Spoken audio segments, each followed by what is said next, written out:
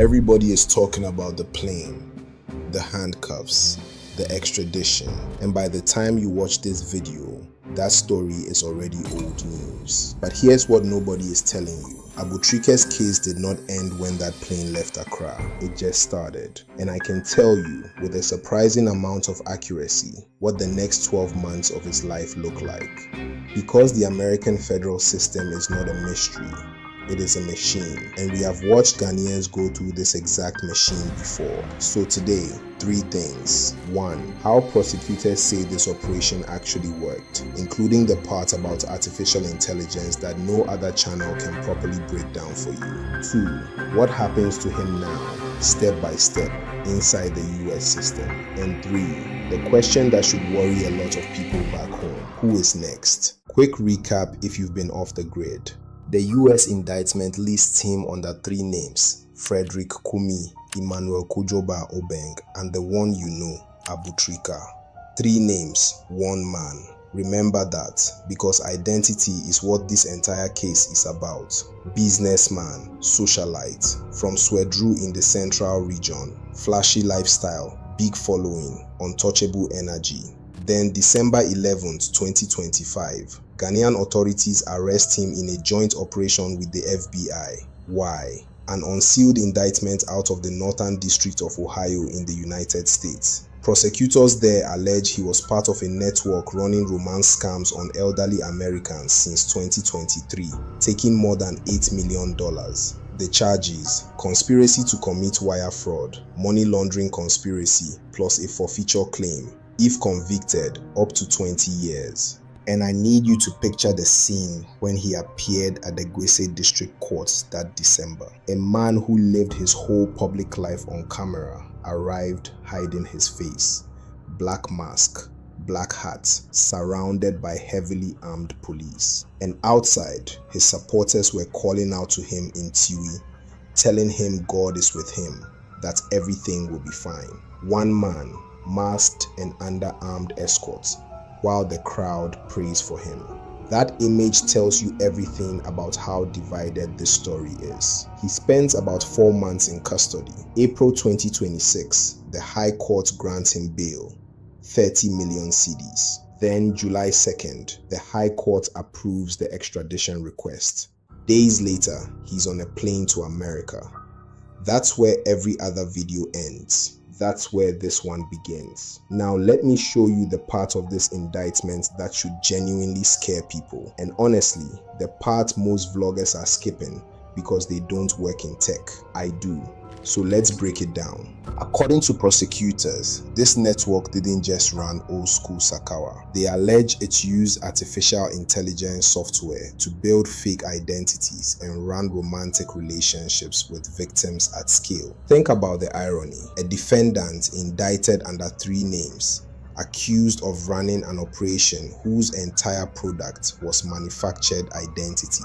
What does that actually mean in practice? Let me show you what tools like this can do, based on what's publicly known about how modern romance fraud operates. Step 1. AI image generators can create a photo of a person who does not exist. Not a stolen photo you can reverse search, a face with no history anywhere on the internet. That kills the #1 way people use to catch scammers. Step 2.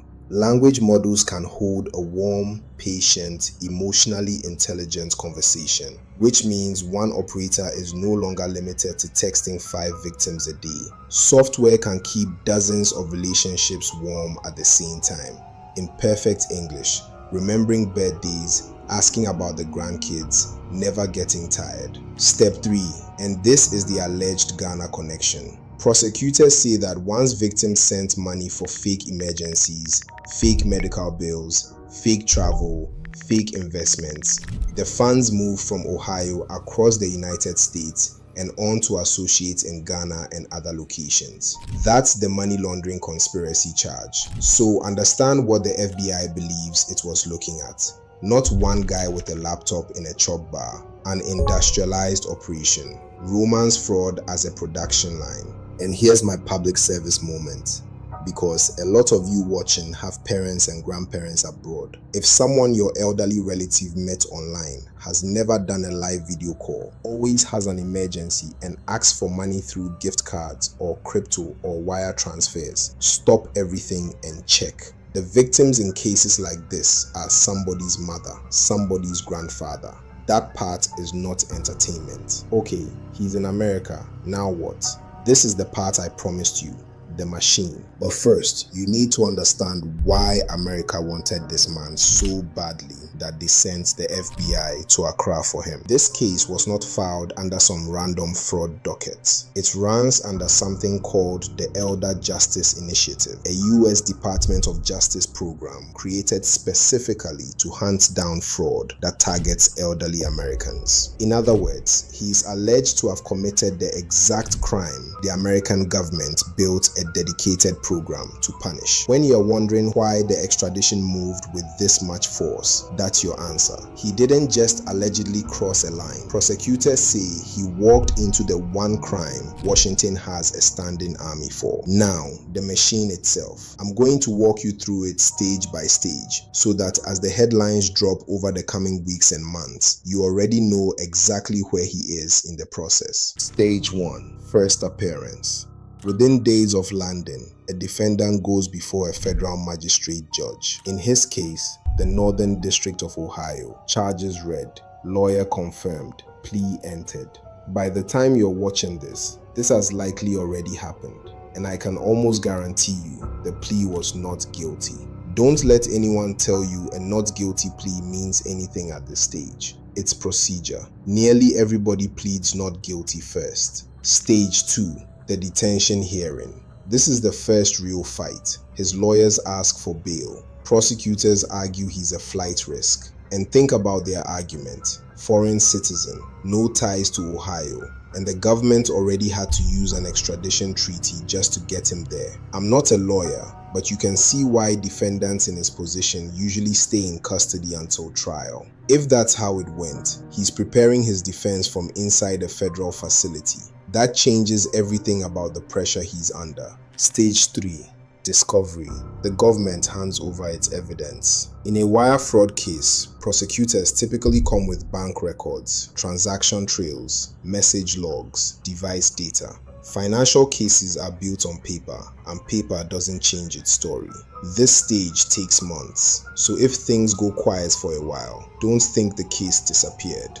This is the quiet stage. The machine is still running. Stage 4. The decision. And this is the statistic that explains everything. In the American federal system, the overwhelming majority of cases never reach trial. Most defendants eventually take a plea deal. Why? Because federal trial risk is brutal. Go to trial and lose. You can face something close to the maximum. Plead guilty, cooperate, show remorse, and the sentence drops significantly. So when people ask me, will Abu Trica fight this? I say, look at the incentives, and then look at the history, which brings me to the receipts. Abu Trica is not the first big Ghanaian name to face a US extradition case. Hajia Forel, Coffee Boat, Dada Joe. Different cases, different details, same pipeline. And the most instructive one is Hajia Forel. Huge celebrity, socialite, massive following. Extradited to the US over romance fraud allegations. She initially denied wrongdoing, then came the plea deal, then sentencing. Case closed. Exactly the way the machine is designed to close it. I'm not saying Abu Trica's case ends identically. His case has its own facts and he may fight it all the way. What I am saying is that anyone predicting he beats this easily is ignoring how this system has treated every similar case before his. Save this video.